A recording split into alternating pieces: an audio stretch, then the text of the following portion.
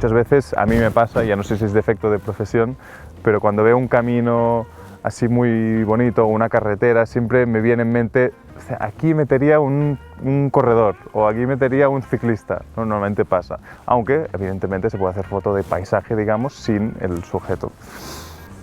Lo que voy a hacer para medir la exposición es pulsar justo aquí por donde va a pasar Laura, pero como vemos, lo que pasa es que si pulsamos aquí, que es donde hay sombra, todo donde hay sol y luces claras se me ilumina demasiado. Entonces voy a enfocar aquí, pero lo que voy a hacer es bajar la exposición, que en este caso yo puedo hacerlo desde aquí.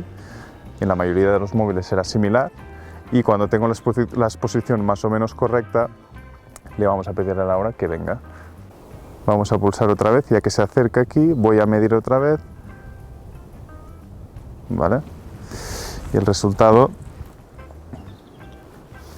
aquí lo tenemos. Tenemos varias opciones, normalmente hago 2 o 3 disparos cuando hay un sujeto para al final escoger la pose que me convenga más o que crea que sea más estética.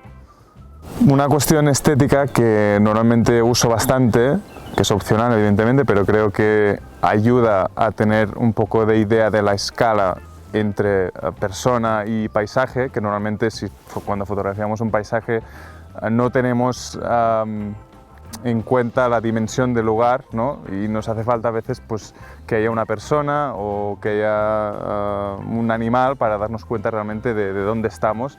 Una técnica normalmente es pues esto, en un paisaje meter una persona, un sujeto, y en este caso a mí me gusta bastante utilizar esta técnica en la que la persona sale bastante pequeña, digamos, en el encuadre y se ve todo el entorno, que es donde luce y coge más protagonismo.